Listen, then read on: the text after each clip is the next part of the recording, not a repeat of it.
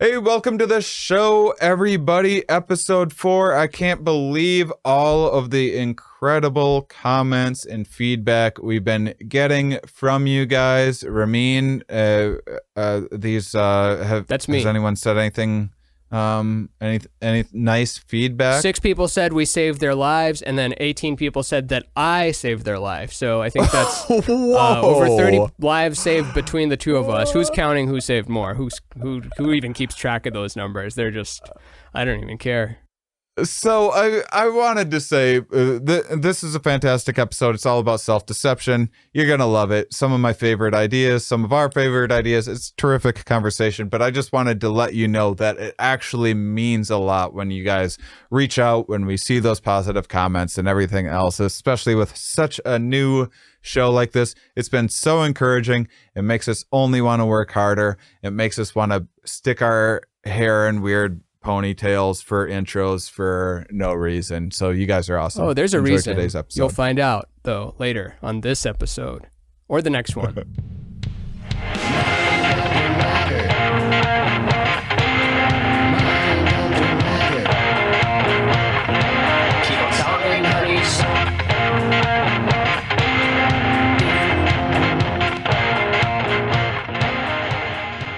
And welcome to another exciting episode of Mom. You were just saying we're getting started on the episode, and what are we continuing on something today, or are we beginning something today? No, we're beginning something because we changed the name. Mm-hmm. It's now Mind Under Matter. Such a better name. It embodies so much more. It's a broader category. It contains all of the things that we were talking about, but is less limiting to before we were kind of heading down a path of like lots of drive and motivation. Yeah, talk, and you can only talk about that for so long. Inclusive. Yeah. And so I kind of thought we'd talk about so I had this idea. I love thinking about the subconscious a lot. And I have this thought experiment that I shared with you like a year ago that I think about a lot. But I just wanted to talk about the subconscious and stuff a little bit more, and some of the, because I think on the show, I think it would be so much fun to hear a little bit about sort of like what's behind some of the work that you do. Like you have pieces of work that say roughly 1,000 words. And I've always loved the idea of having that background story, and having one of the best trips that I ever had in my life was one of the first times I did recreational ketamine, and I was with guys that made art specifically for ketamine. And they were also on ketamine, and they were explaining the details to me, and it was like the most mind-blowing experience. That's so cool. Do you remember the artist? Yeah. Oh. It doesn't matter crap. If you don't remember them. I'm forgetting their names. Blake Artley and Jonathan Brushstrokes. One of them was named Jonathan. Okay, Jonathan Brushstrokes. Also, I was like, just the fact that we're talking about our subconscious right now, I can't help but think about both our subconsciouses are just laughing at us at how little we know and how we can see of it, yet the subconscious sees all and like retains all, but it lives in the basement and it doesn't care to come out unless you really need it, or in the dreams or whatever.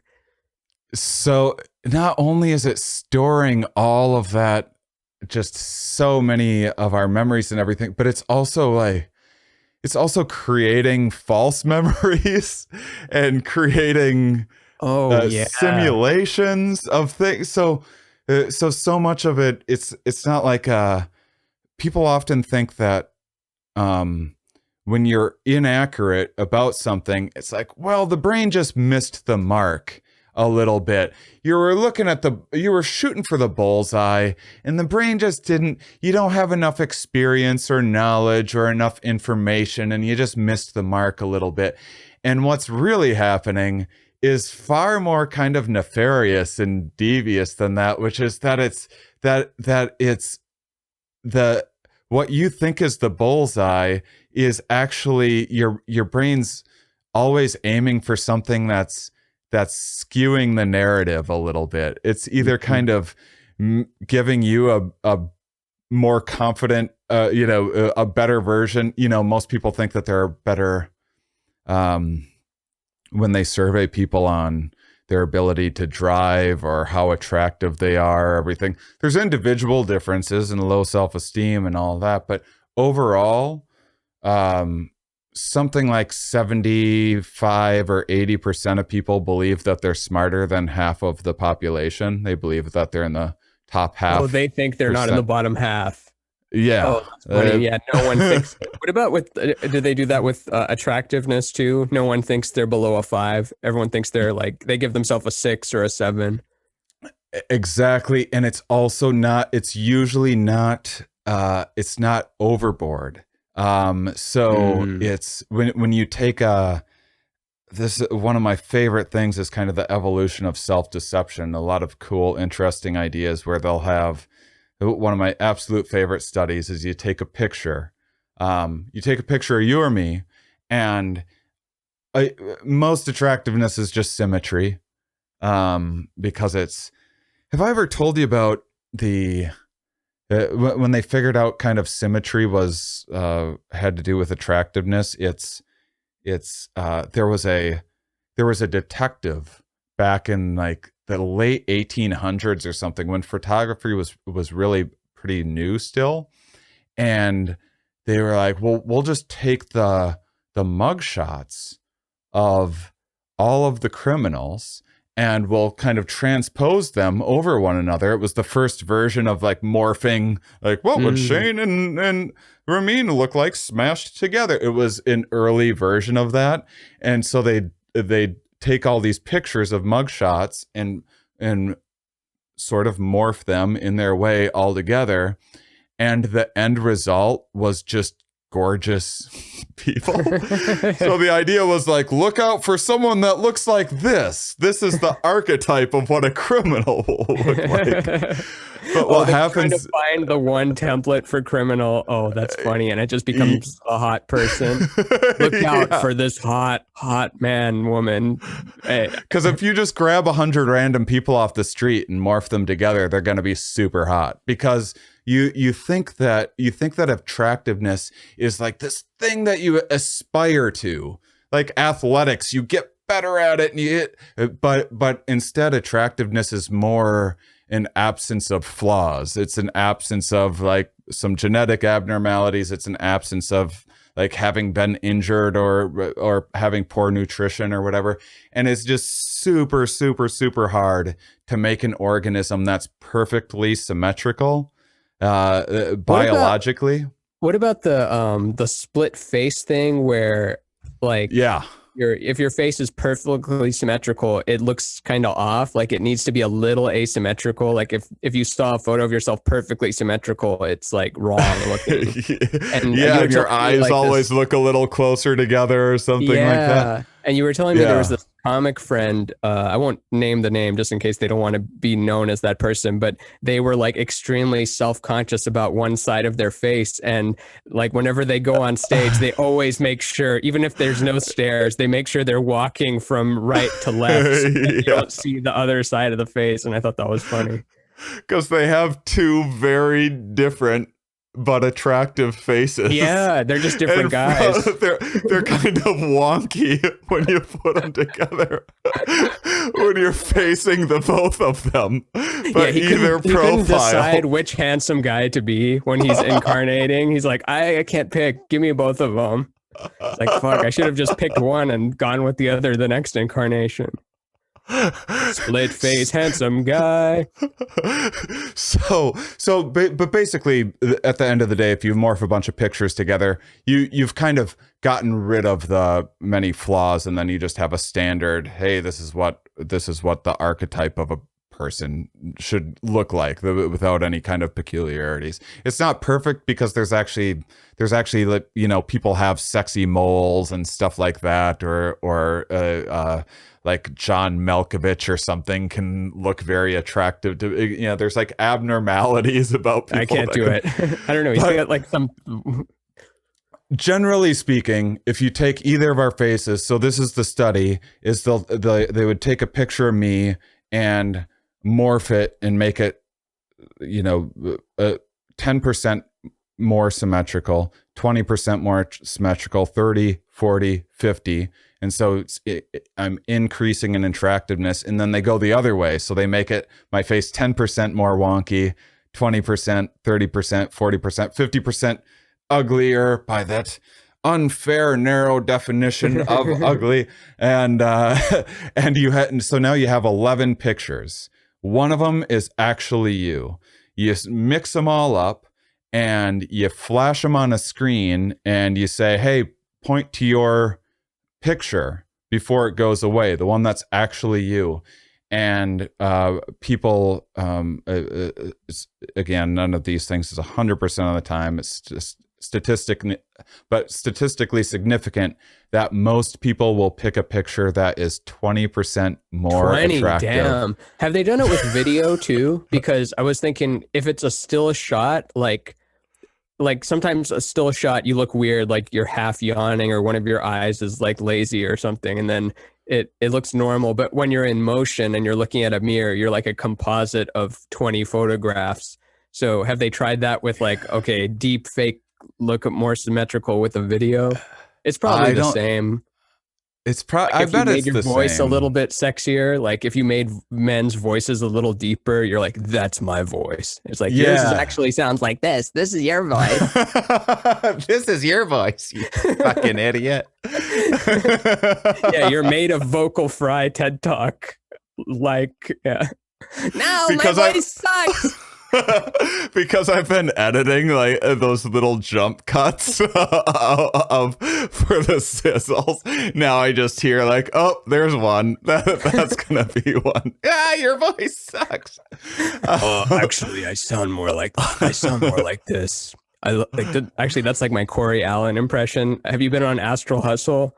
Corey Allen has like the deepest, like most soothing, buttery voice. And when he logs on to the Zoom call, the first thing you hear is, hey, man, you got to take a breath and just relax a little bit. Listen to some Ornette Coleman or some death metal, I heard you on his podcast the last time. Yeah, he's the best. Yeah,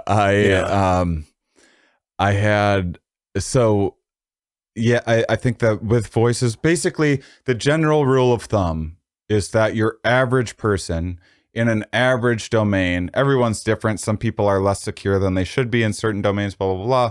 But just broadly speaking, take a category, have it be your voice, have it be your looks, have it be your ability to drive a car, have it be your intelligence, whatever else. To lay that all on one person at once. I want to let you finish that thought, but like, it's like, you're actually 20% less attractive. Your voice sounds like this. You suck at driving. No one likes you. And your car is being towed as you're doing this study with us. Did they tell them all at once?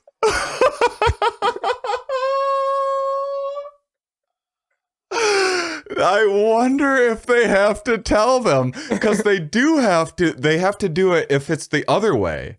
If they do things where they go in and they kind of ruin your self-esteem or whatever intentionally to just see how you'll behave, they have to afterwards, they have to be like, yeah, that was all just a spoof for a study. You're great. They didn't do that with Ted Kaczynski, the Unabomber, was a brilliant mathematician, and then he was in a study where they basically had him work on things and then told him what an idiot he was. Oh, really? This is Yeah. pre-Unabomber, Ted, I imagine. This is an origin story. Yeah, this is origin story. Oh, interesting. I didn't know that. So go on. I interrupted you, but you were saying that looks, ability to drive, your voice. So your subconscious is probably going to feed you a narrative that is about 20% of an exaggeration of yourself, because the idea is that deception can be really valuable, and the ability to deceive people can, in certain instances, be really valuable, and the ability to, oversell yourself. Everyone embellish their resume a little bit when they're applying for a new job, and so that can be useful. But humans then detect the ability to catch cheaters. Then we evolve this mechanism to be like, hey, I think that person's fibbing. And one of the best ways to hide that you're trying to deceive someone is to believe it yourself, is the idea. George Costanza style. You remember that quote where, because George is such a good liar and someone has to take a polygraph test and they're asking George for advice, and he's like, Jerry, remember, it's not a lie if you believe it.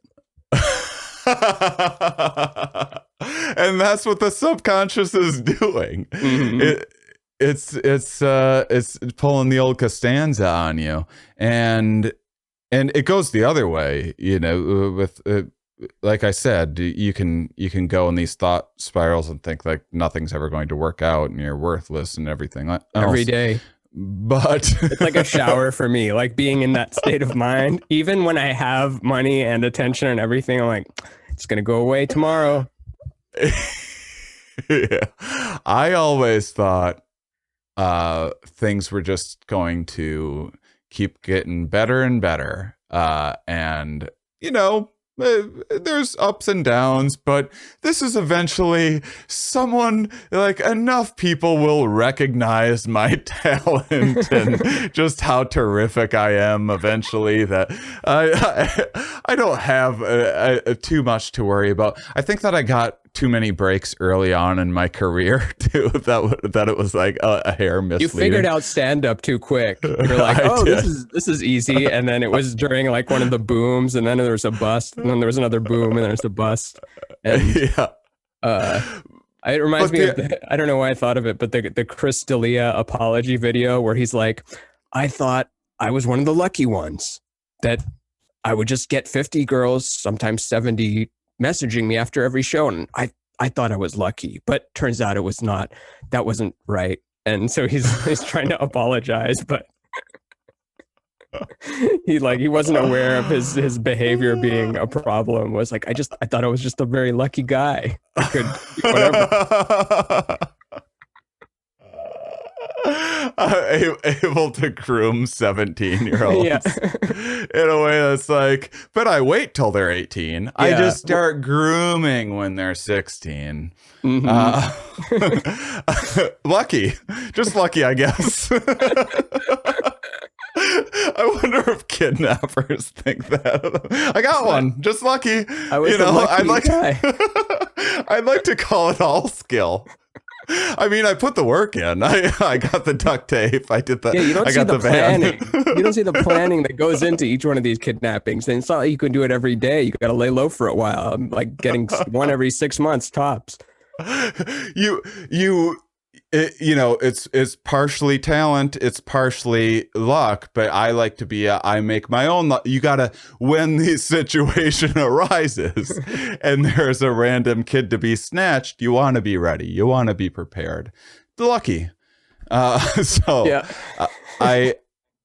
the subconscious, so basically, I mean, that's a great example of the stories that we tell ourselves. And this has to do with motivated reasoning and everything else, where the subconscious will just tell you a story to justify certain things that are, in Chris D'Elia's case, potentially evolutionarily benefit in past times if you were able to go from village to village, potentially having cost-free, no strings attached sex with If he started fertile women.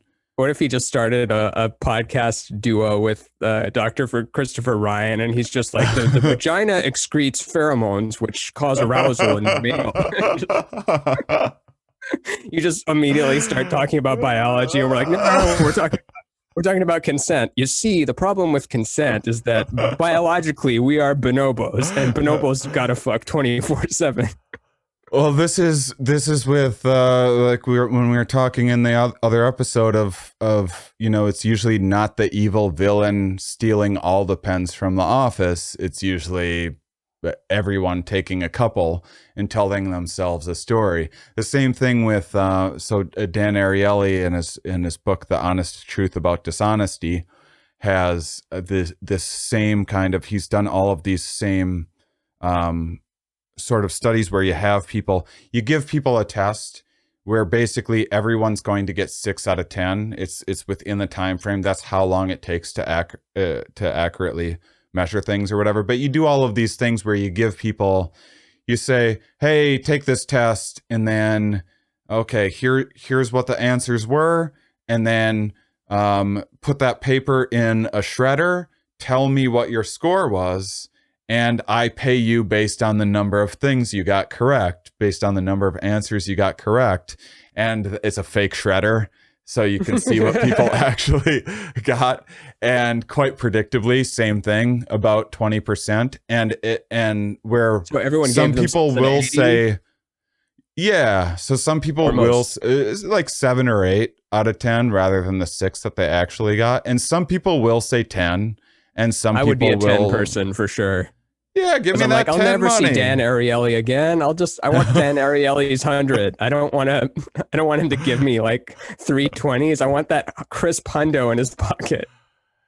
It is bizarre how much people care about what one of the many things that scientists have to be aware of when doing studies like this is just how much people care about what the researcher thinks about them. It's like, a researcher does not care about you. You are a dot on a graph. Like, that's how they see you. They do not care about you, but everyone's always like, I better be a little nicer and a little more honest in here. I'm representing humanity right now. I really liked that one study participant that came in, the one with the red hair and the hat. All the participants were good, but he just had like that extra as a participant in a study. I like him, and I don't really like people, but I liked him. I don't even value people as being humans usually, but that one really stuck out to me. Did you hear I think it's a Tim Ferriss trick, but when you ask someone to rate something, like your performance or this cupcake you made or whatever it is, a good trick is to say rate it on a scale of 1 to 10, and you can't use 7 because everyone always defaults to 7. It's such a safe, like, high, but not too high, low number. But if you have to choose between a 6 or an 8, it's like, oh, we'll see what this really stands up to the test. It might not be Tim Ferriss. It's one of those fucks, there's like 1,000 of them. I know he's the OG, but there's like just the same font and impact theory and like performance measure going. Here's a 4-hour tip to save you 32 hours on your next 60 hours. The Tim Ferriss Show.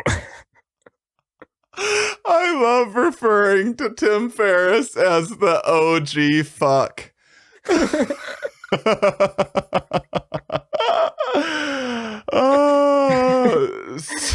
In his little productivity kimono. So the deception stuff is what is happening is when people are they're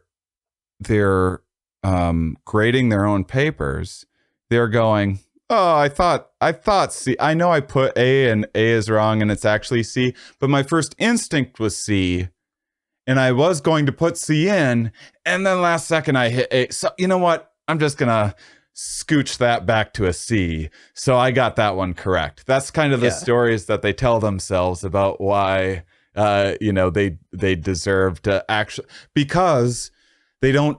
So this is the other layer of it.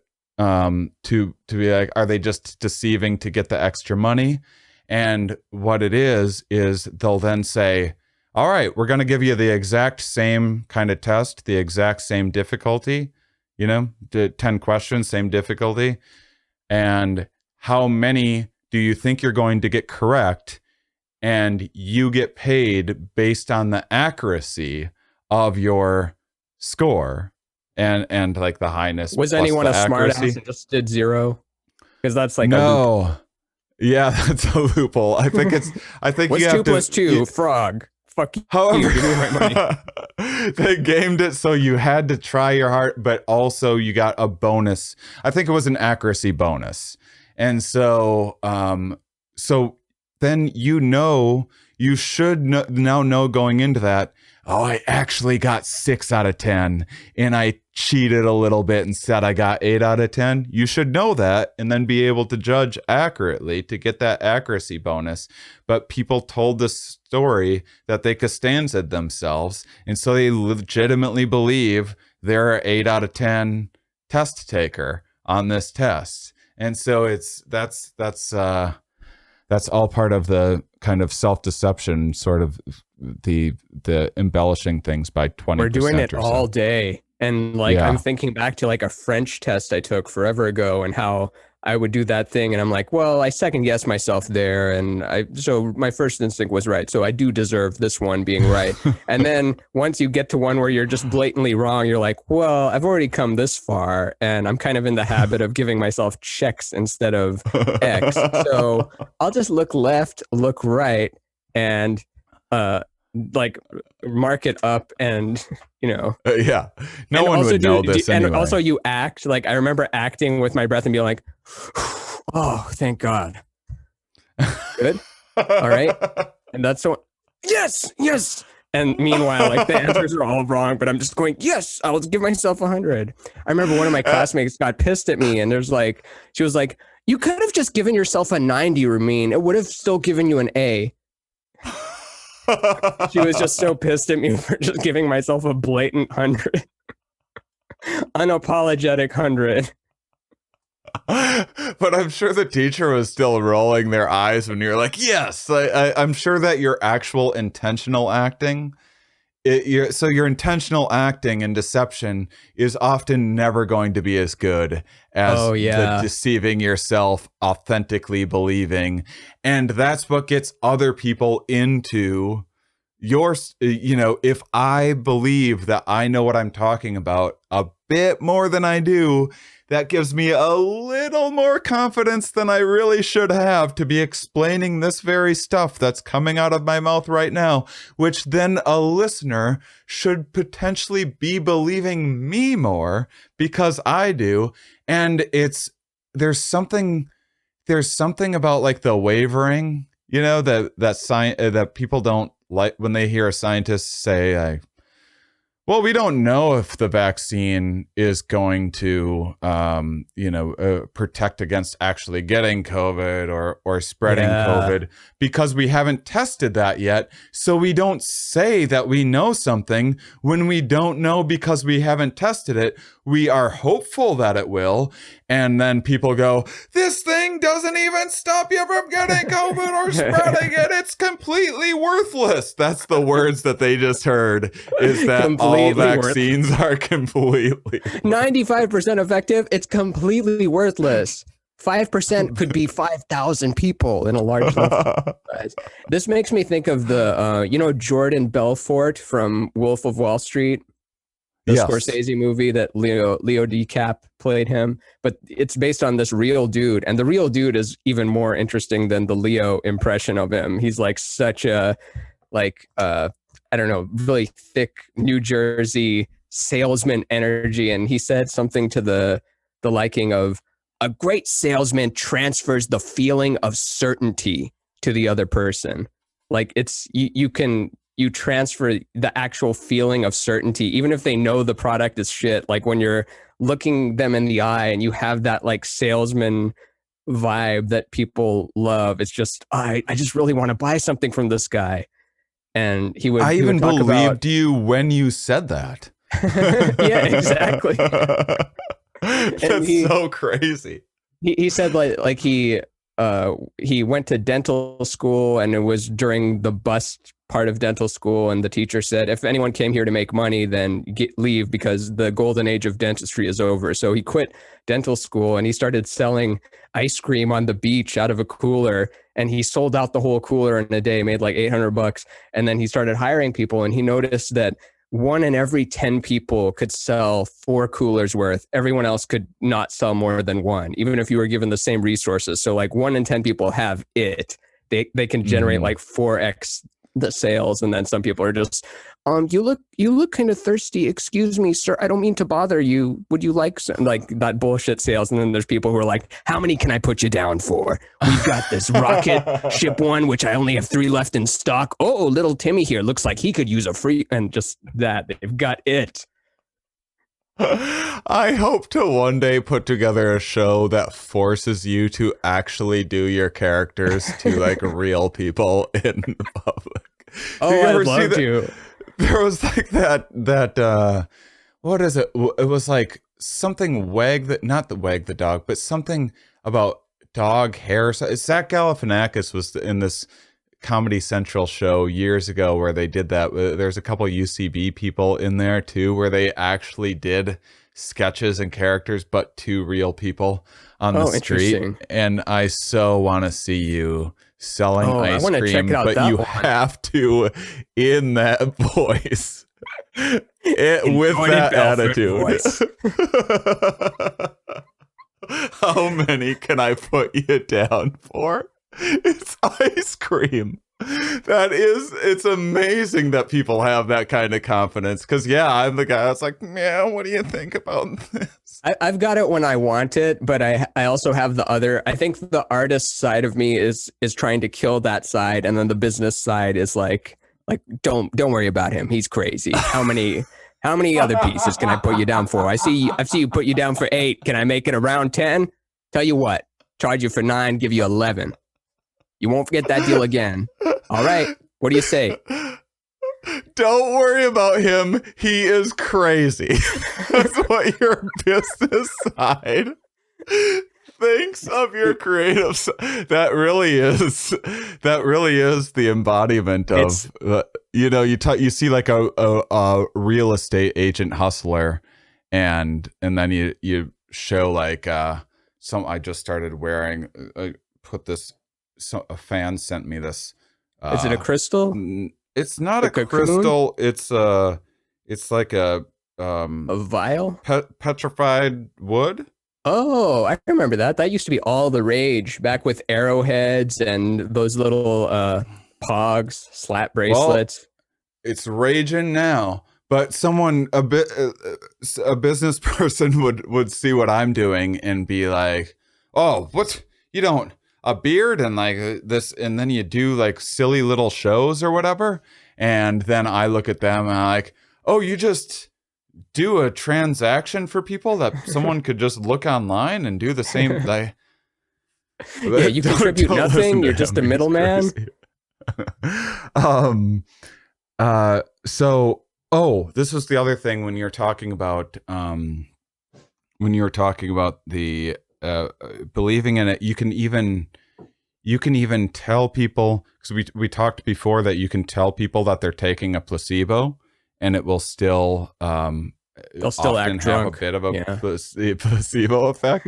There's also a disclaimer effect where you can say, so you can be the salesperson and you can say, well, look, don't trust me. I'm the sales guy. Do your own research. I'm just telling you what I know. Yeah, I get commission off this. So, don't take my word for it completely. You should, you would be very smart to scrutinize and do your own research or whatever. And that that makes people believe people so much more than they should. So the disclaimer effect is, I tell you that I have something to gain from selling you something. And what happens is, one, it seems so honest that it makes you trust me more. But two, you don't discount just how much I'm going to try to fleece you. Also because I was honest about it. And then the third thing is, there's something that I just gave my subconscious license to just really have a field day, because I just put the terms and conditions out here in front of. I just told you I'm gonna try to fleece you out of your money, and so now you really, so that now that salesman's going to embellish things so much more because they told people, and the buyer isn't going to discount it enough. Oh, interesting. Yeah, so they're like more comfortable going all out because they already put it out there and were accepted. Yeah. So this idea of why, what is your subconscious calculating, and the incredible amount of memories and everything else, and then you're being fed something to your consciousness. And this is the very thing that it's a perfect lead in, because I wanted to one, kind of, do you have a place where your ideas come from? Like a physical place? With the highest consistency, like in the shower, or when you're, I used to, when I was hungover, I used to write incredible jokes when I was younger. There was just something about being absolutely miserable and in trouble with my girlfriend that it was like the same fuel that I guess country western singers have written many great hits yes, based off of. No, I don't know. I would say it's more of an hour thing. More of an hour thing than a location thing. I'd say later in the night is better for idea generation than 2 p.m. Like that's normally like the nap type of the day, or and when you can't generate ideas, that's when I switch to like production mode, because the idea part has nothing to do with the pen to the paper, like actual. I mean, there's the technical execution part that is an idea, but the raw idea part, the deepest part, has to come from that liminal state of right before you're about to go to bed. Like I could go to bed now, but if I, that Quaalude kind of thing where it's like, if I stay up a little longer and get that second wind, then I'll be like half dreaming, but not so dreaming that I can't grasp anything, but enough to where it's like, oh, this is something. Yeah. Yeah. I just tweeted something about that the other day, about how, and someone replied, but it was the idea that, because I stay up late hoping for that second wind, and a lot of times I'm just going, why am I staying up late? I'm just getting sadder and more miserable about life. And sometimes I'm thinking to myself, life is just the worst. And I've been realizing, oh, I just need to go to bed. And then I go to bed and I wake up, I'm like, oh my God, that's all it was. I just needed to go to bed. And I feel like $1,000,000. Have I been doing that to myself my whole life? But we're literally toddlers. Something. It is crazy. We're cranky because we need sleep or food. And then you just eat like a little string cheese and an apple, and you're like, oh, life is so cool. There's like, I've got a body, and there's different people with different perspectives, and they're sharing their perspectives. And then like 30 minutes later, you're like, oh, I hate this fucking perspective. I hate the fact that people exist and that they share their ideas online and that I look at them. I hate it. I look at them. So, oh man. But then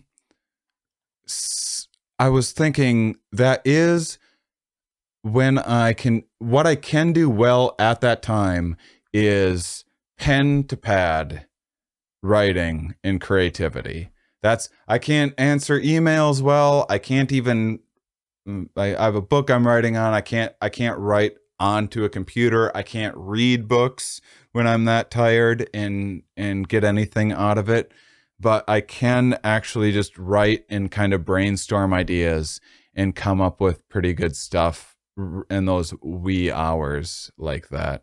Did you say the marker thing on the episode? Because if you didn't, I wanted to explore that a little bit. But you said you started writing with a marker instead of a pencil or a boring Bic pen. Just, something fun to write with. Changes the game. Makes you excited to... I'll give them a plug. Not that these are any better than any of the other ones, but I guess it's a Statler, Staedtler,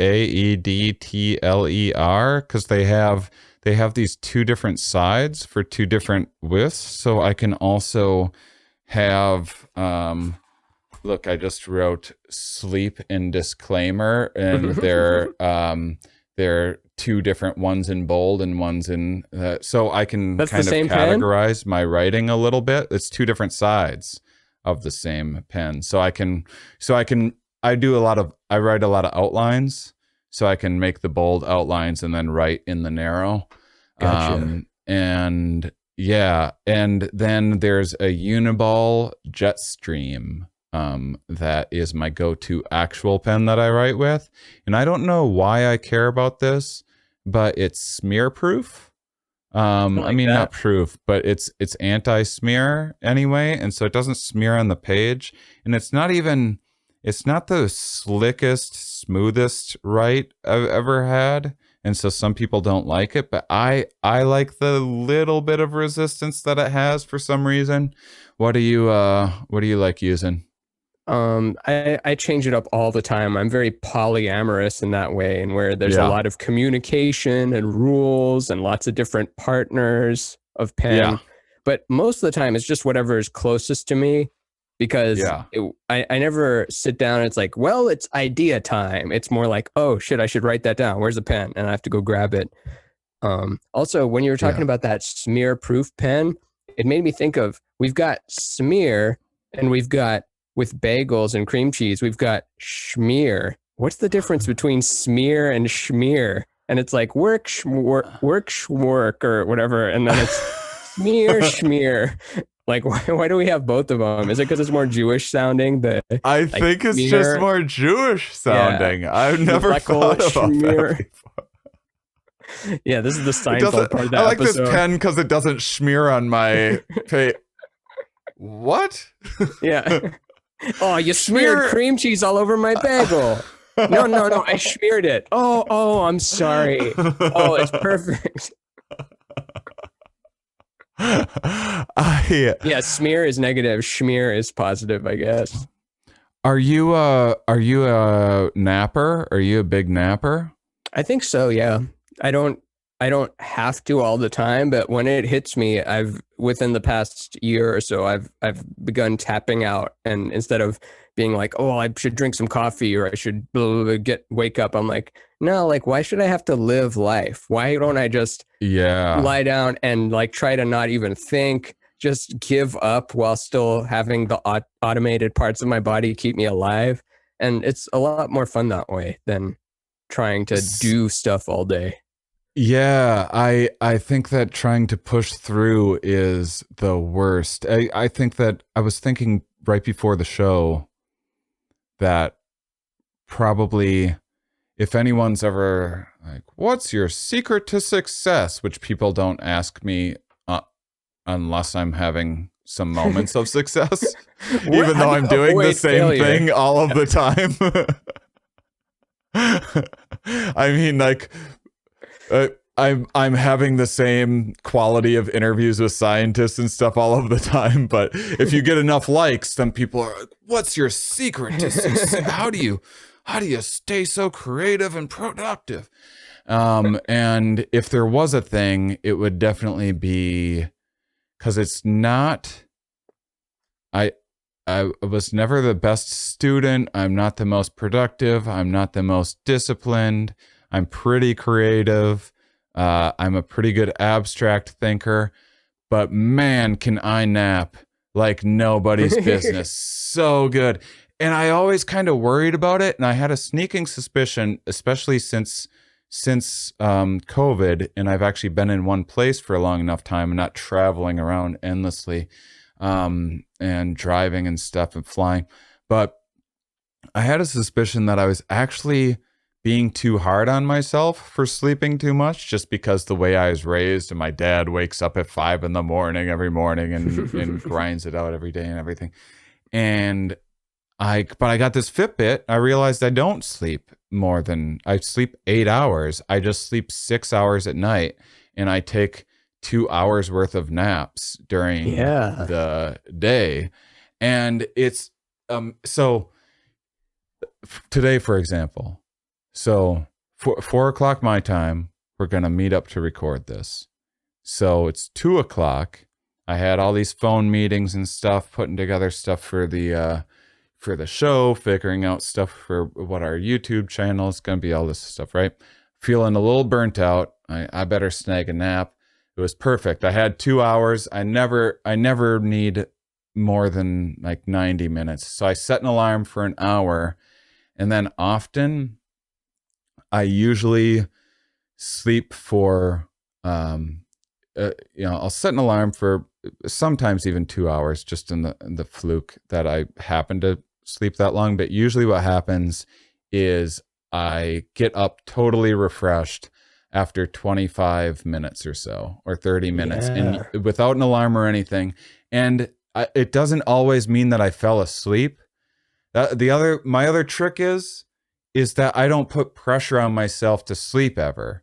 I just close my eyes, and whatever happens, happens, because 20 minutes with your eyes closed is still pretty damn good for you. Yeah. And maybe it does that same thing where, when they said that taking a shower, having water hit your face produces the same chemical reaction as crying or something like that. Maybe not 100%, but the same way that they say if you smile for 2 hours, and then you'll actually start producing more dopamine or whatever the thing is. You can trick your physiology to mimic what it would feel like to be happy, even if you're not happy yet. But yeah, you can trick your body into thinking it slept by just lying down and resting your eyes. Like, that's close enough. I gotta try the water splashing trick more often. I have trouble real crying, so I need some substitute. Just water on the face. Some people can just do it. That's kind of a cool power, to just be able to cry, just to get into your feelings. I don't really know how to get into my feelings. I know how to like push them away or make fun of them somehow. Some people can just drop right into their feelings and just be like, no, actually, I can't hear that song anymore. It's too painful. Oh, I'm going to play the song then. Listen to the song.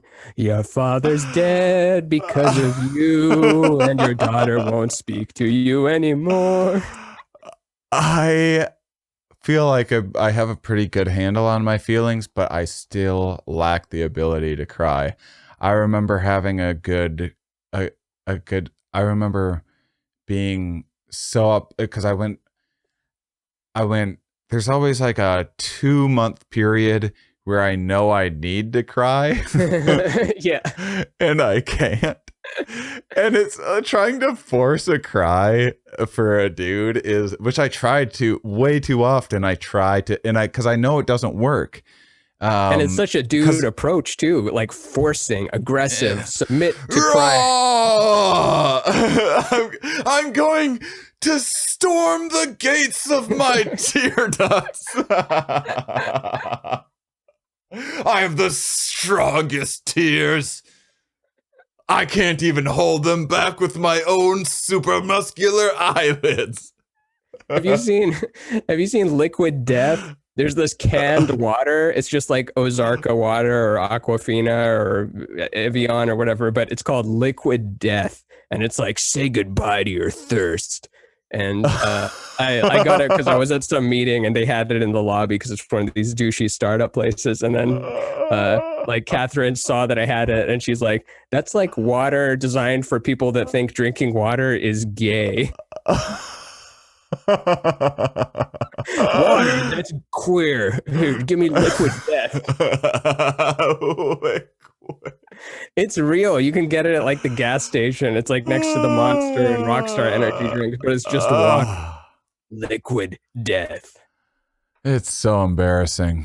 Yeah. But yeah, I think that trying to force a cry, it's kind of like it's like trying to masturbate while on cocaine or Adderall or something, or it's like just this pathetic, like, you're trying to, I just need to go to sleep. You just got the saddest, limpest, tiniest, like, how did kids so small?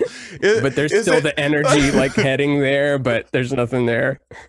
Not only is it whatever chemicals in Adderall or whatever that just make your dick shrivel like a crazy amount, but you have the hyper focus on how small your dick is. You know exactly how small it is.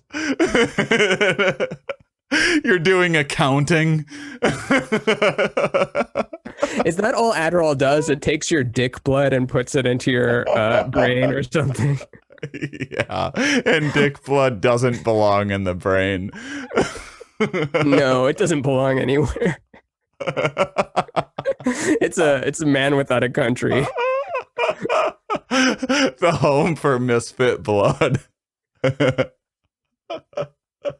Oh, I have a whole island. That's what trying to force a cry feels like. They're like trying to masturbate on Adderall. That's like what your face. Oh, best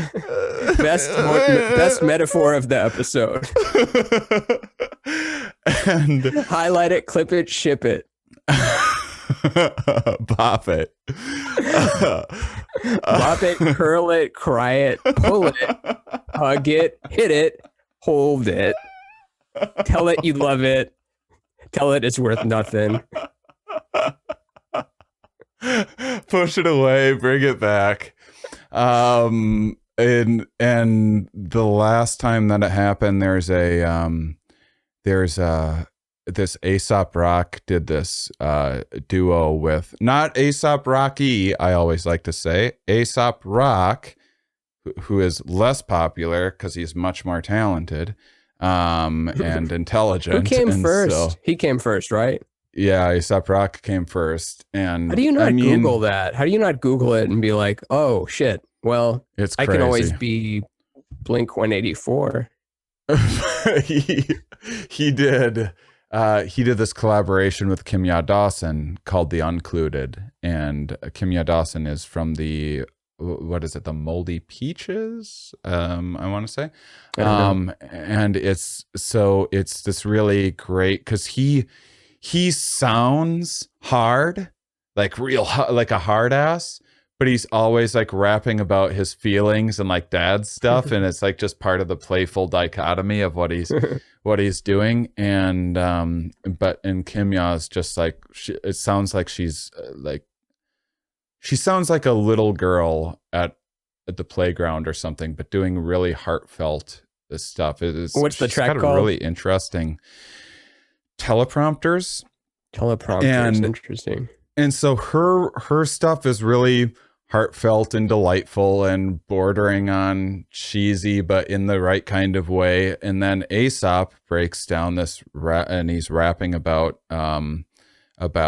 not being picked first for kickball and getting into like skateboarding because he wanted to think he was better than the kickball stuff and wanted to be an outcast, and he just had this line. I'm listening to this song and it's been months and I needed to cry so bad, and I'm listening to this song and then I hear this and it's sounding a lot like my childhood. I was always into like extreme sports, individual stuff, and never wanted to be on team things. That sounds right. He had this line that was I I I would like to think it was because I was a rebel, but truthfully, it's easier to say "oh hell" than say "oh hello." And the second he said that, every memory of every time I've done that in my life just cascaded through my mind. And it was like this zoom out of like, oh, that's what I did. Oh no.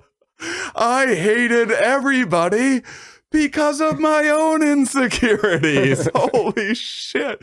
And it just, the waterworks just started, and it was beautiful and wonderful. And I was, that's a great line.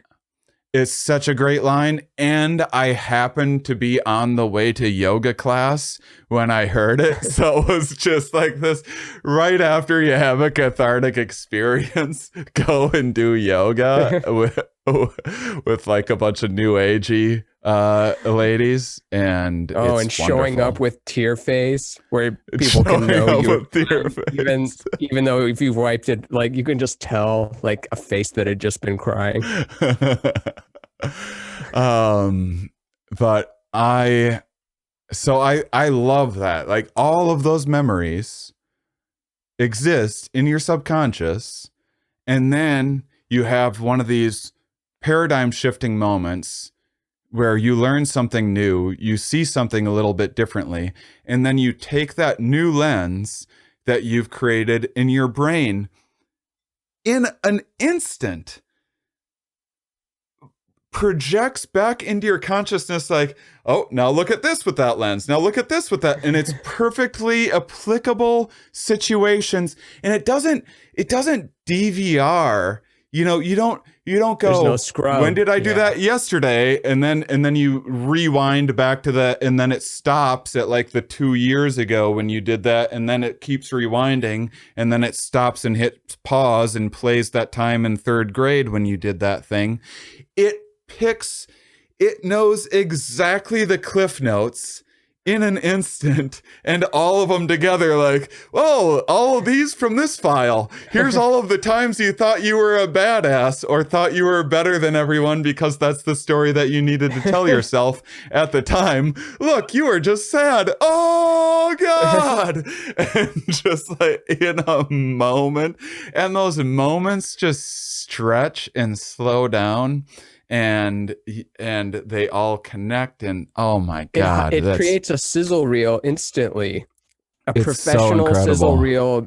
Like in that moment, it has it ready to go based on that line and how it applies to you, and that's brilliant. It makes me think that the subconscious it's like it's living in a virtual world, and it has access to any memory. Like imagine being able to go back to any memory that you like and just be in that 2 seconds and just sustain it the way you could like sustain a note on the piano or the synthesizer or something, instead of like having it to go to the next memory. Like just live there, but at the cost of being it's not real the way we're real. Like we're on the outside, we're like getting to interact with the 3D world. It lives in this virtual space, so it's like in the sunken place, but it has the best VR set ever, and it's a little gene that can do anything, but it's still the prisoner inside of our skull. And you can recall it, but you're also the observer at the same time. So there's, you're stuck in COVID, being a comic that used to tour around everywhere. This is hypothetical, but and there's you kind of you see some picture of some great moments in your career or something, or a fond memory of that time that you were touring and had a great show in Appleton or whatever springs to mind. And there's a part of you that can be in that, and then there's an observer observing that at the same time, and so you can't, so it's bittersweet. Rather than, and it's a little sad because it's gone, and you might not get that back again. The world's who knows if that will happen again. And so, well, specifically that one will never happen again. Like any, I think about it with like a feeling, you have a feeling of a particular day in 2016 or something where you were sitting on the couch watching this movie or playing this game, and you can go back and like recreate that. You're eating the same type of cookies and you're sitting on the same spot on the couch, but it's not the feeling. It's not the same as it was 4 years ago. You've changed. It can't be. We talked about you can't go home again. We talked about even just recalling an idea. You can't, to recall an idea, you are seeing it differently than the original idea because you had the idea as a person making a new discovery.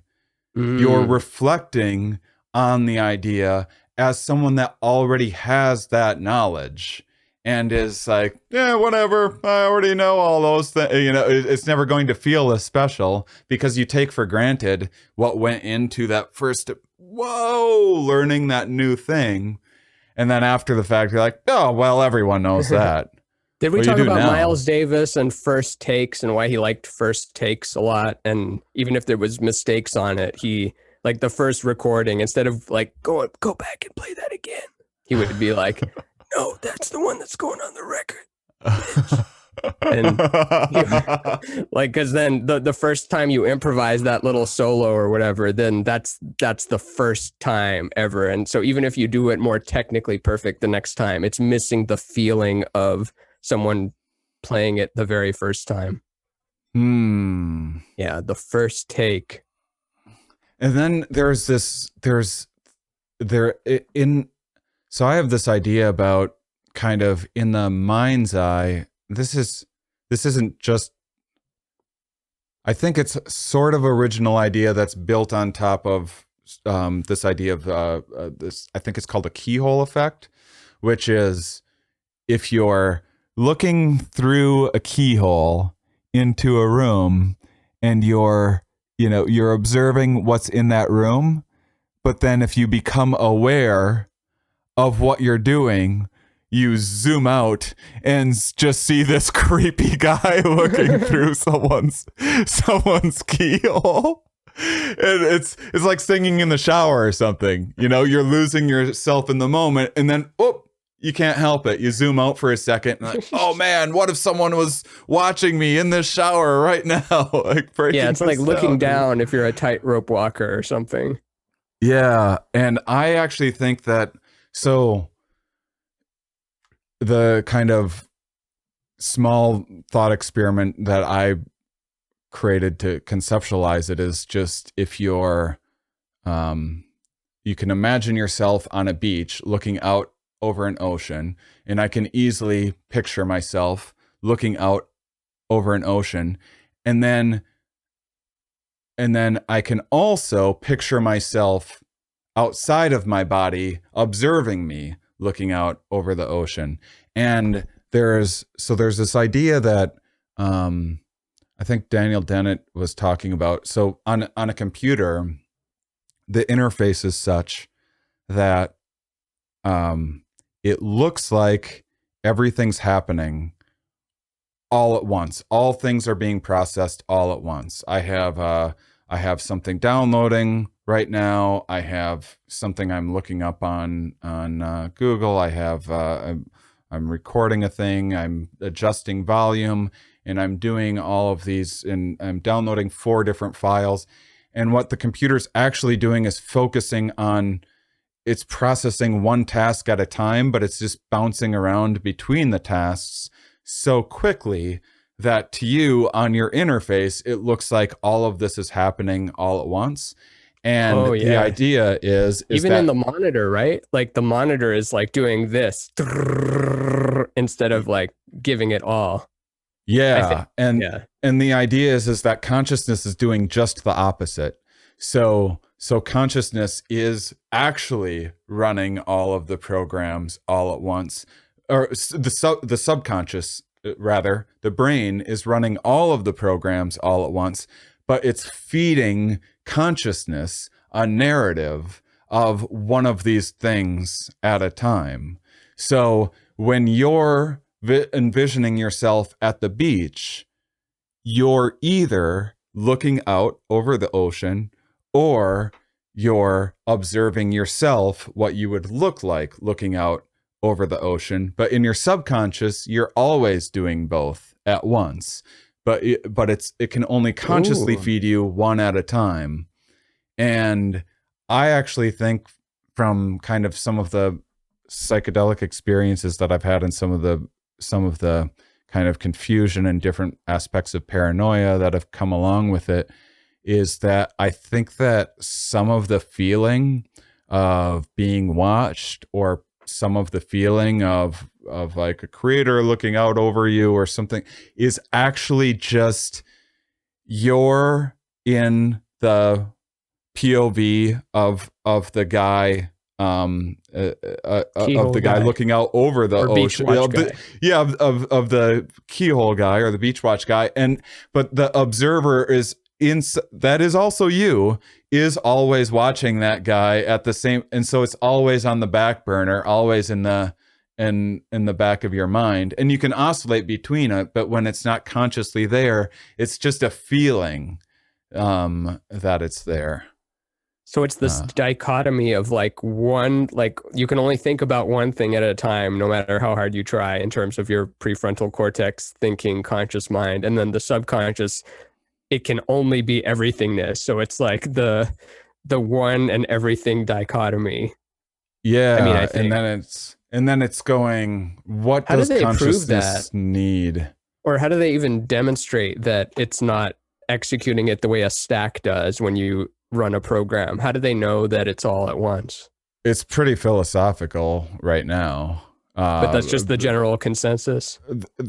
I don't think it's a general consensus. It's some of the ideas that I've seen that I've liked, that are like Daniel Dennett's a philosopher that is like very, very based in neuroscience, and so it's, you know, actually using lots of studies and stuff to formulate his ideas about what's happening, which is a lot of philosophy is kind of examining, hey, what did these past philosophers say, and then let's like mix them all in a pot and pull out a new version of that, and maybe that's whereas I tend to like philosophers that are taking the most modern science and speculating from there.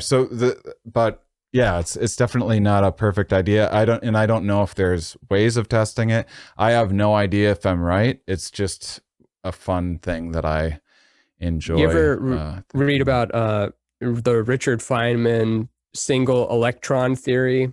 I wonder if we've talked about this before. It feels like we might have, but I don't know if this hasn't been discredited. I don't think it might have been, or maybe there's more evidence supporting it. But they had this hypothesis that there's just one electron in the whole universe, and it's just moving very fast. And we think that there's more than one, but in the reality, there's just one. Oh, interesting. The printer's going off now. It's probably just printing something, but I'm like, all right, printer, go nuts.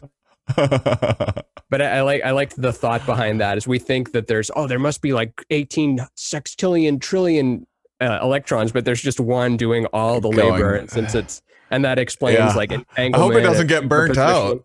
Yeah. So tired being all of the things everywhere in every place, seemingly all at once. But also it kind of gets into that realm of the same thing with like simulation theory, because then it's like, well, if it's unprovable and everything is just a computation, then what good is it? Like, how do we? And I know that science is more than just what can we use out of it and what tools can we make from it. But the tools are kind of cool. It is nice to have science result in tools rather than just string theory, multiverse theory. Which is it? Yeah. The multiverse. Everything could be. Yeah, but what about how are we going to get the water clean though? Guys, I need to drink the water. It's got diarrhea in it, and it just got more added. I mean, one of the reasons why I'm excited for this show, and this is exactly what I was hoping it would be, because I actually think that now that we've changed the name, and I knew it was gonna like change the vibe a little bit, and I think this is the show. Like, I think this is exactly the type of perfect conversations that we'll have, like endless things to say about all of this. But it's nice because I get to go off on the things that usually I have to wait until a scientist says something that's in the field of like, oh, they brought something up about memory. Here's my thing that I love. Oh, the cascade of ideas. I'll share this little story and then I'll ask them. And then they'll be like,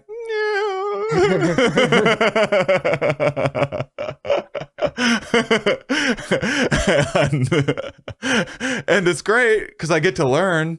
And man, do I hear how wrong I am about everything all of the time, every single week, quite consistently.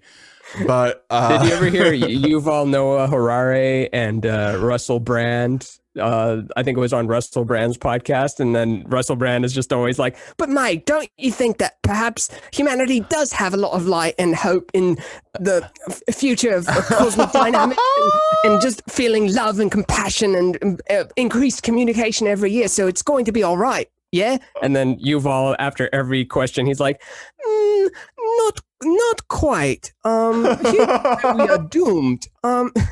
What a combo. Yeah, he just shut down any like hopeful thing he had. And well, we're just going to fit into such a new demographic of people, because I was just thinking that about how popular Russell Brand is, and I get that he's incredibly verbally fluent and like cool seeming and all of that and handsome, but he also, I mean, and he's just got that added energy, mate. there's that, and it's something about that natural state that is normally, I tend to be like, yeah, well, there's nothing wrong with that attitude. Where all of the sudden during COVID, I'm like, oh, there's a lot wrong with that attitude. And apparently that leads to... in 2 years, though, since he went behind that paywall for his podcast. So I haven't even heard an episode since then. I have no idea what his COVID stance was. It's seemingly stereotypically motivated reason, new agey. There's the... Hold on a second. Like, if you don't believe you'll get it. Well, you know, when you were saying in one of the, I think it was episode 1, you were talking about that you like both sides of the coin of motivation. The world ain't gonna give you shit. And then, the military guy, and then the new age, like, you just got to sit around and manifest things. Well, those are two sides of the kind of individuality view of things, and it's not those are two sides of the top down individual. This is how you rise to the top. You manifest yourself to the top, or you climb to the top, and it neglects the kind of, hey, let's take a systematic approach to this and build networks and have teams and collaborate. And there's things that can emerge from stuff, and you don't have control over everything. I'm sorry, but you're like, you can manifest and be as hard as you want, but you get in a riptide, and there's only so much wish thinking will do, and there's only so much swimming as hard as you can will do. You're up against an ocean right now, and you need to understand that, and you need to hope that there's like a lifeguard around, or someone will call, or you need to stay calm and wait and understand how the riptide works, so that then you can navigate carefully and intelligently to get back to shore. You know, you can't just pedal as hard as you can. You can't just believe that it's going to be okay. You know, there's different things going on there, and so in COVID, the bro science, I have the biggest biceps, therefore my ideas are right. Here's my supplements that and only take these things to be healthy. Who needs a mask? And then there's the new age. These are the two people that I find myself arguing all the time. Is the new age like, hey, check out my alternative. Here's like grass. It's just grass, but you chew it in a new way, and this will fix everything. And I know you're just making that up, but also I don't know if you're making that up, because that's probably the thing. Well, and there's something that under normal conditions, there's so much value in a lot of that stuff normally, and some of it does, you know, improving your skin and whatnot is great, but it's when reality contrasts the idea of when science becomes your enemy because it's like, hey, you don't need that stuff, buy my thing instead. That's when I have an issue with the stuff that you're peddling. And Russell Brand seemed to have a little bit of that, of like, of the little bits of stuff that I saw of some of the paranoia, some of the buying into the conspiracy stuff. Well, also, you know, we just need to love one another, and this is... Oh, I never thought of that. Oh, it's what did he say? It's all love, and we just need to love. Yeah. Oh, shit. Are you going to let a scientist tell you that you can't hug? Are you serious? Oh, we can't hug anymore? Hugging Bill Gates is gonna make hugging illegal? Is that... And that's the stuff that I've been kind of confronted with quite a bit in all of this. But I love this show because my fault is, you know, talking with scientists, being like overly careful with things. They can sometimes be reductive, and they don't like huge philosophical conversations because they'll be like, well, but that's not, I'm trying to, like you said, I'm trying to clean water. Like, yeah. I don't care what it's all about. Like, is the tetrahedral geometry of water, like, can it technically take on any shape, and can't we use it to construct things even stronger than steel? We need to build a shield around the ozone, and the geometry of water, when in resonance with love and in alignment with the heart chakra and the bodhisattva with the chitti and the like, and then it just becomes everything is everything, and you have nothing. And I do think that there's, have I talked about the synesthesia metaphor with the conductor?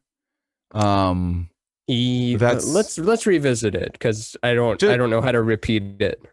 Well, just because I think it's the perfect metaphor for how I often think about, because we've kind of, you know, we just finished the description for the show, and we kind of played up the idea like, Shane interviews scientists, Ramin interviews mystics, but it's not that we think that differently.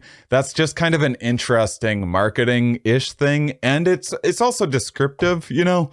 You don't ever want anything like clickbaity. You want things that people are like, oh, here's like a clear gist of an idea of what this is, and this is a thing that I'll enjoy. You know, this isn't like a one-off product. That's the cool thing about podcasts, is you need to build a relationship that's like people that want to be hanging out with you every Monday each week or whatever. And so you can't sell a thing that it's not, but it's kind of interesting to play. You know, it's like the gender difference stuff. Most of the studies, if you see it, there's way more in common with the genders, but the little, so you ask like a male or female what they want in another partner, and the top 5 things are basically the same, but once they start getting like a little bit different, or they're slightly different, it's like, wow, that's so interesting. And it's not even that much of a difference. It's not even everyone's doing it all of the time, but it's so interesting. And then there's the pushback of like, hey, don't say things are different. But to me, I think that celebrating the contrast in things and the differences are like, we should be celebrated. It doesn't need to be like an SJW thing, but I think that celebrating different points of view and everything is really useful. But then when things get different enough and you're like, hey,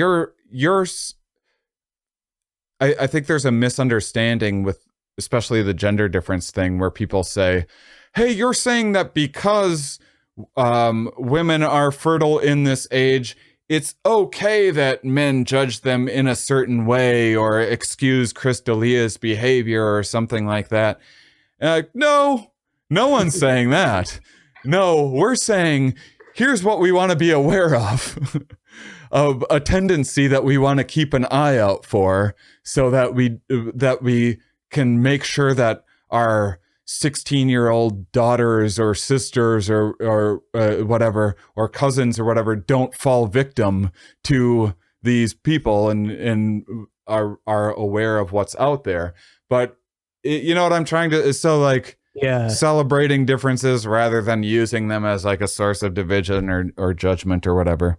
Yeah, I like to do that with everything, although you can get in trouble if it's taken out of context, but just to recognize the privilege of everything. And I know that is a loaded word, but like what is the advantages of being tall? Oh, what's the disadvantages of being tall? What's the advantages of being female? What's the disadvantages of being female? Like, just super objectively, like, it sucks to bleed for like 3 days to a week every month. I would hate that.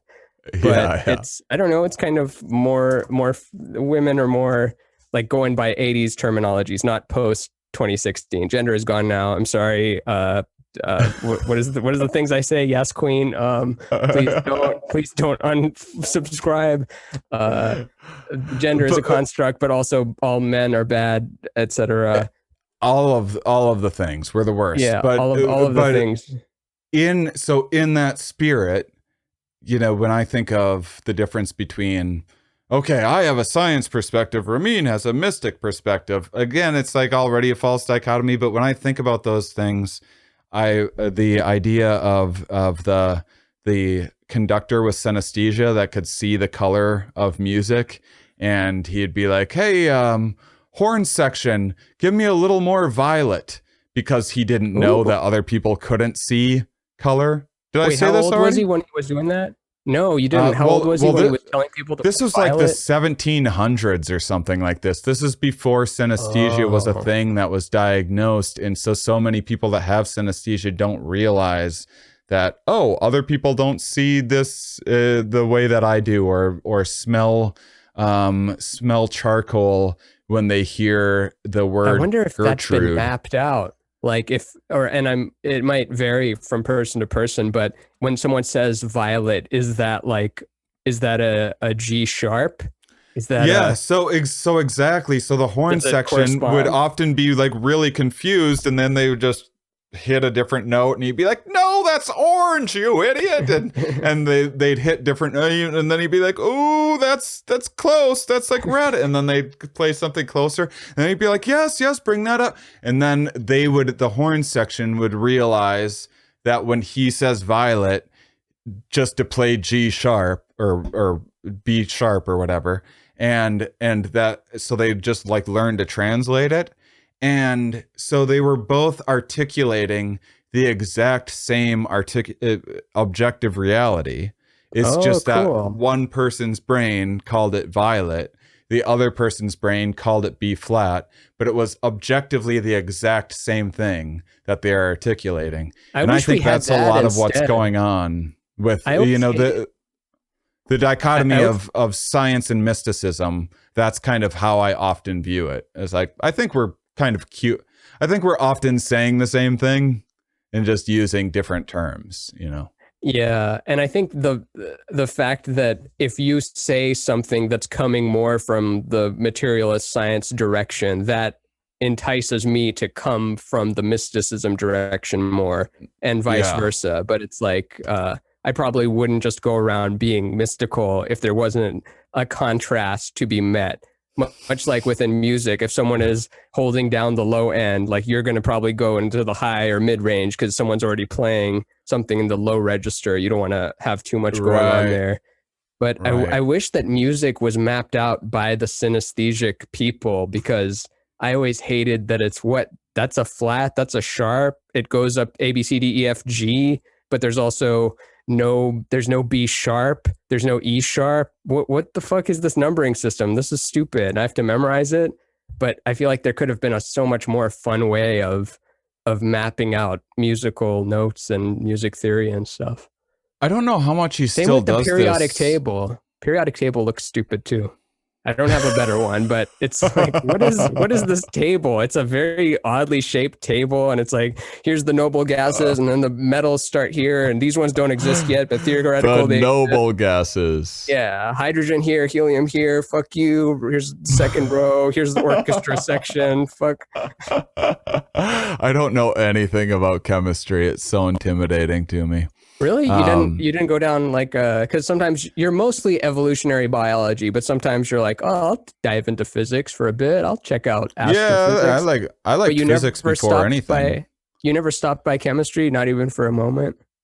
No, I found it intimidating. But I've been meaning to get into chemistry more and take a class on statistics and data a little bit.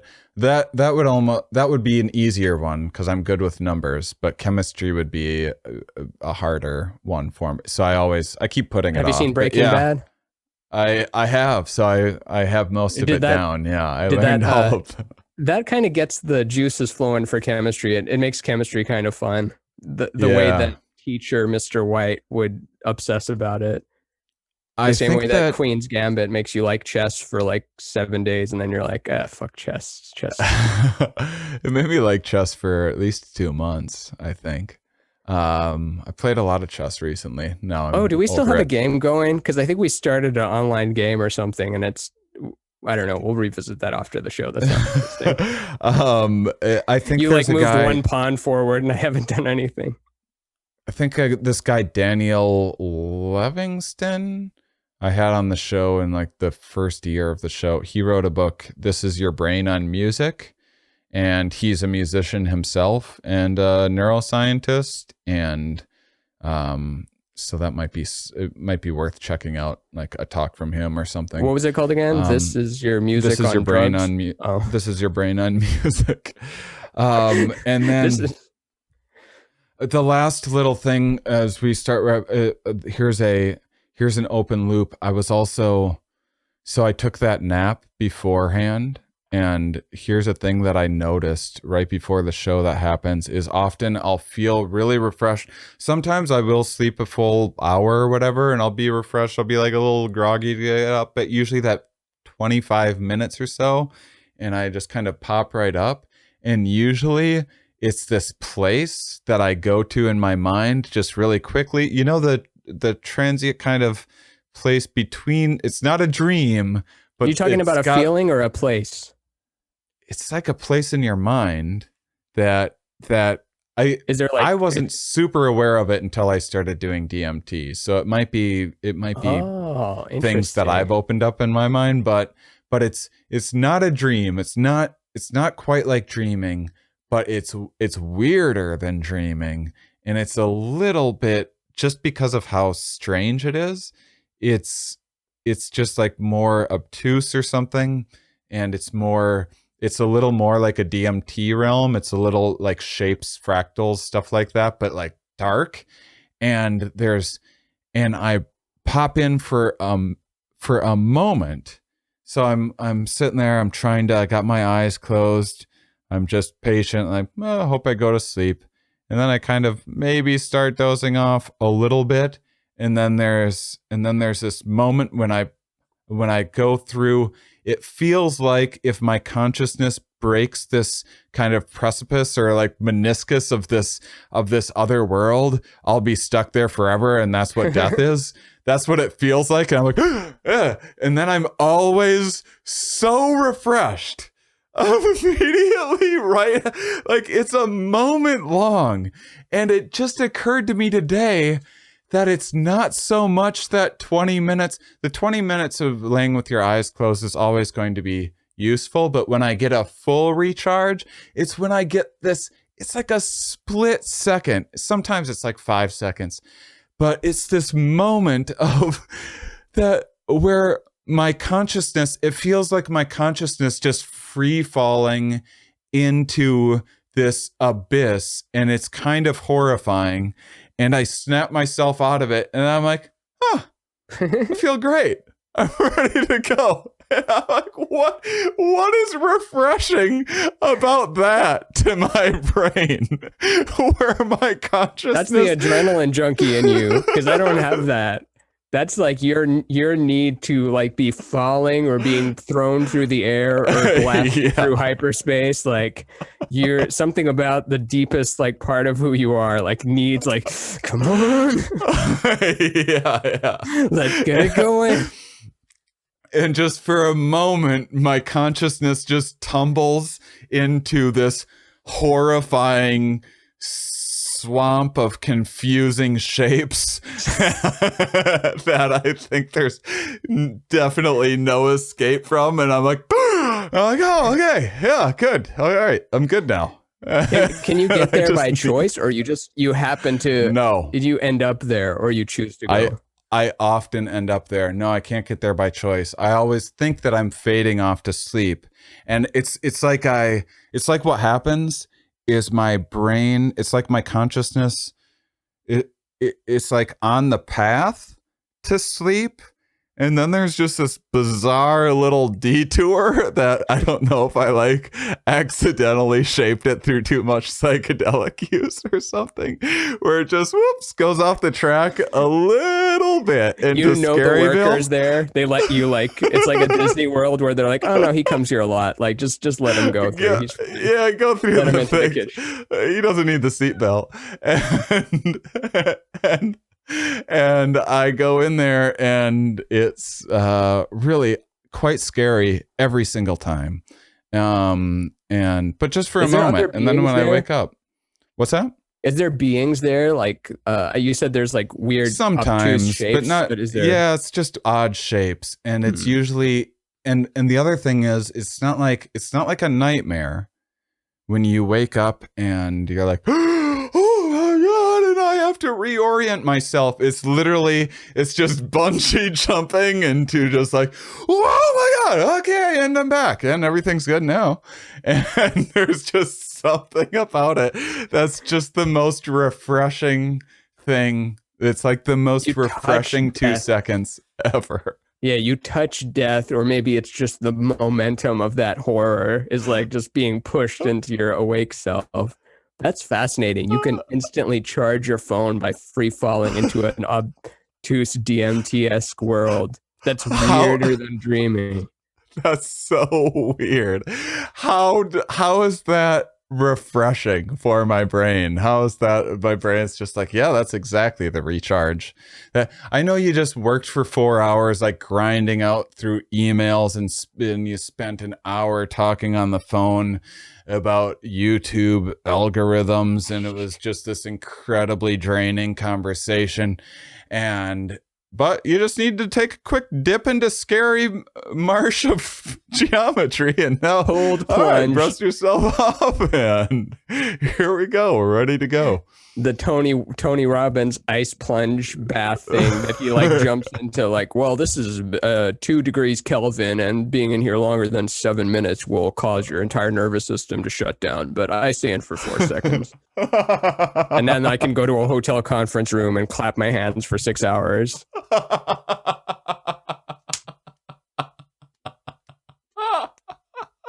Who here knows they can sell real estate to anybody? All right, those of you who didn't raise your hands, come up here. Now, why don't you believe in yourself? Why don't you believe that you can sell real estate anywhere? I just don't think people like me and don't want to buy my real estate. Fuck that. I have giant hands. I'm going to slap the shit out of you, or whatever he does. Dude, I've been wanting to share this with you. I was, you got to go soon, right? Yeah, we can stay on for another like 10, right? Yeah. Okay, this is quick. Well, this is okay. So January 2020. No, February. It's right before the Super Bowl. I'm in Miami. That's where the Super Bowl was taking place. I'm in Miami. I'm with Rihanna and her boyfriend Steve. Rihanna's my assistant, and I'm gonna do like a little string of shows in Florida, and we're sitting at a outdoor restaurant on South Beach, and this guy comes up. He's like, Shane Mauss, and yeah, hey, and he's like, hey, I'm a big fan. I just flew in. I saw your documentary, Psychonautics, a comics exploration of psychedelics. Only on Amazon Prime. Yeah, on iTunes. And it's on all the things. Yeah, you can, if you want to pay for it, you can, but you can also get it for free on Amazon Prime. And he's like, I loved it. And he's like, oh, and I used to do some comedy and stuff. And okay, cool. What are you doing? He sits down with us for a minute. And I got into doing like paparazzi work and stuff. And so I'm here. We're doing freelance stuff because there's all these celebrities here for the Super Bowl. Paparazzi work.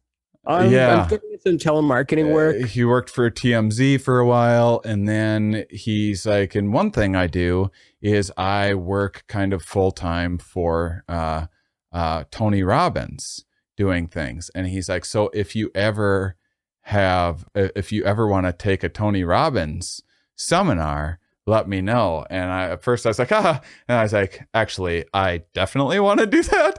And because they're like thousands of dollars usually, you know?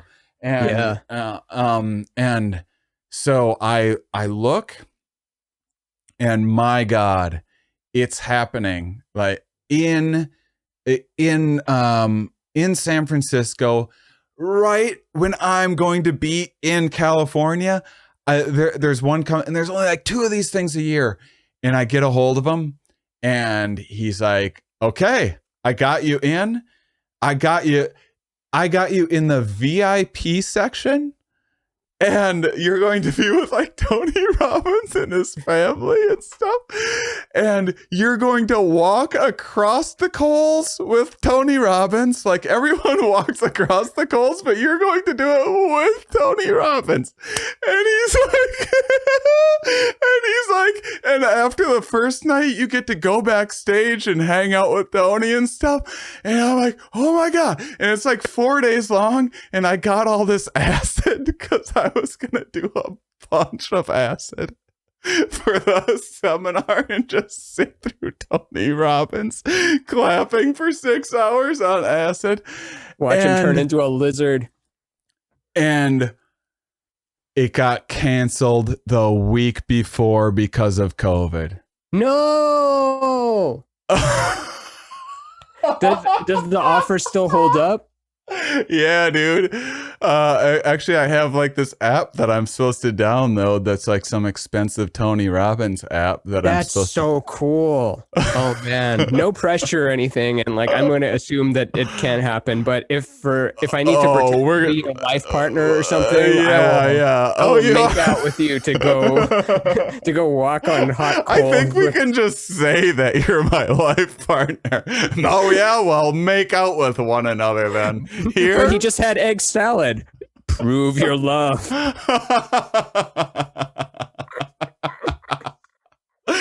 have a lot of people trying to get into Tony Robbins this way. This is the best method. I'm not buying it. Your eyes look like you were cringing. Oh man, that would be so fun. I would love to just even see a video of you and Anthony walking across those coals. Yeah, I still don't know how that works. One day, I think you just go fast. You go fast. I think you just kind of keep it moving. Yeah. It still feels like it should burn the shit out of your feet, but I don't know. Yeah, people go to the hospital sometimes.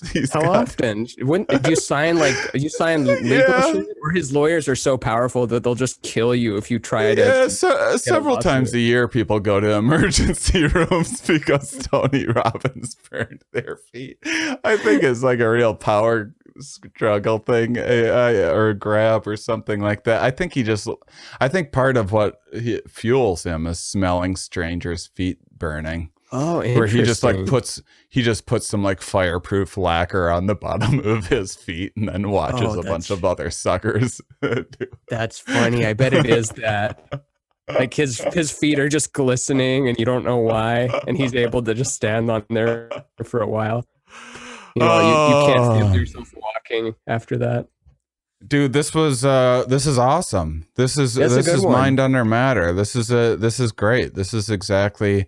And I didn't even like every single episode that we've done, I didn't even get to any of the main things that I thought we would bring up for a topic. So we just have endless things to talk about. So should we do subconscious part 2 or what? Yeah, if you want. I mean, you can put it off to another day. I just wanted this episode to be a reflection of what I think the show will be like, kind of embodying ish now under the new banner and new name. I thought we'd give people a little bit of a vibe for it. Yeah, so, I like it. I think people are going to be excited. I think these are more interesting conversations than I think Rogan, Marin, and my favorite murderer. I think their days are done. I think it's all about us now. What comedians are having conversations like this though? I mean, there's not, I mean, give me a comparison to the conversations that we're having and I'd be like, okay, well, there's competition for that. I think that podcasts are a growing thing and there's new demographics out there for specific, everything's fractioning off and people are able to find exactly the thing that hits them in just the right way. And I mean, Rogan and Marin and those guys were also in the very, very, beginning stages of liftoff. So podcast consumers, their tastes are going to become more nuanced and complex and stuff over time as well. Plus, better. Their tastes are going to get better. Novelty. When you're in the right place because we're doing amazing things. And I like to think of it like the sitcom, where the sitcom is started by the Honeymooners in the 50s and I Love Lucy, and then you've got Bewitched, and then you get Family Matters in the 80s. So it's easy to think like, well, the era of the sitcom is done, but it was just getting started. And I think podcasting just was getting started in the last decade with just the regular thing, and now it's still in the golden age, I think. But I think that there is. I think I would venture to say that the majority of the population still has never listened to a podcast, and they will. The majority. But that's when it's over. When it's the majority doing something, party's over. Jump out the window, grab the keg. But this is, everything's. You don't get the cable package with all the channels and just watch the 3 that you like anymore. Now people go and support on Patreon and things, the shows that they actually, specifically you go and you get the HBO or whatever to get that specific content for that period of time and then move to the next thing. And then you get like the sports package or whatever, because that's all that you were ever using cable for anyway. And that's what podcasts and things have opened up. Yeah. So. Maybe we'll do that with feelings one day, where we only get the feelings we want. Like we don't have grief at all. Like I just don't subscribe to grief. Some people do. Just every moment of your life is just perfectly curated to just, life is so perfectly curated. But then the magic is gone. And you would just gleefully skip right off of a cliff. Mm-hmm. As we do in the new logo, which hopefully hasn't. What if I just change the logo again, like before this episode comes out? I don't think we will. I think we're still going to be looking down into the abyss. it's a pretty awesome logo. Yeah, I like it. And I don't like awesome, man. Yeah, this has been Mind Under Matter. And until next time, keep on salivating, honeys. Ding.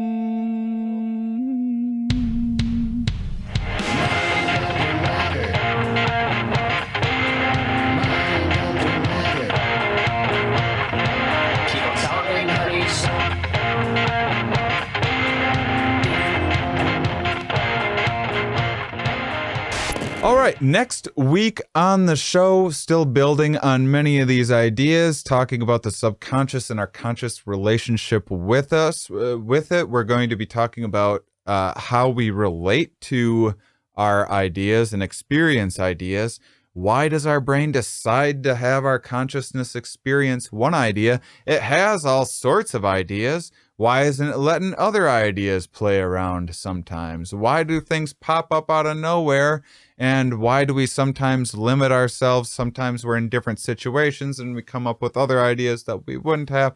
What's that all about? That's next week's episode. I want to thank you guys for all the Patreon support so far. We're so encouraged by this that we're actually taking a chance. We're having our editor, Matt McCool, work full-time between the Here We Are podcast and Mind Under Matter. So the Mind Under Matter pledges help support all these fanciful highlights and stuff that we're putting on social media. We're going to be able to ramp that up and be doing them way more than we can right now. We've been working our tails off. So the more that you give, even if you aren't on social media, great for you. You just listen to podcasts. More people are going to find us. More people are going to be in our community because of the resources we're able to put into this. So, special announcement. We got our very first, Ramin, Comante de Buffon. Yes. And it's so, I want to thank, this is a very fancy, this is Mike Christopher Ryan, Comante de Buffon. Beautiful. Mike Christopher Ryan, Comante de Buffon. I wonder if his name is actually Christopher Ryan, or if he threw that in there as the joke for referencing the great... I don't think so. You think it's actually because Mike Christopher Ryan? Interesting. Christopher and Ryan are common names, but not this person. Yeah. This person is uncommon. This person is head and toes above the rest. Head and heels. Head over here is above all of us. We have a whole separate thank you episode that we're doing 45 minutes just for our Comante de Buffons. We already recorded it, and it's maybe the most ridiculous thing that we've ever done. So only Comante de Buffon. So Mike will get to see that soon. But just know, Mike, that we appreciate how fancy you are. You want to know how fancy this guy is? Because he's a mad scientist on the Shane Mauss Patreon, which is also the super high tier. He has a business, boatcarpetoutlet.com. Boatcarpetoutlet.com by Mike Christopher Ryan, Comante de Buffon, here on the Mind Under Matter podcast. How amazing. What was that again? Boatshoes.com? What was it? It's boatcarpetoutlet.com. Boat carpet. I love specific businesses. I do too. I already went off about it. It's like when I tell people that I used to work in a crouton factory. Oh, yeah. People are like, what? Croutons are made by people? Boat carpet is that same thing where it's like, oh, of course. You need separate carpet for boats. Yep. And especially if you're a fancy guy with Comante de Buffon boots that you don't want to get muddied up and mold on and stuff. You need that right kind of carpet. And so Mike Christopher Ryan, Comante de Buffon, makes that happen. So thank you, Mike. You're awesome. I've been posting a bunch of stuff on Patreon to join meetup groups and stuff like that. But make sure and go on to give suggestions for mind under art. You can say your favorite piece of Ramin's, and Ramin riffs on it, and we have a great conversation. Just like the ones we regularly have on these shows, just especially grounded in that one specific idea that spawned that piece. So it's an awesome show. You guys are awesome, and thanks for reviewing on iTunes and all that good stuff. That we already have 6 wonderful reviews. Last little thing, Ramin's probably looking at me like, boy, you're going on too long for an outro, or that's just me going on my head so much. We've been growing every single episode.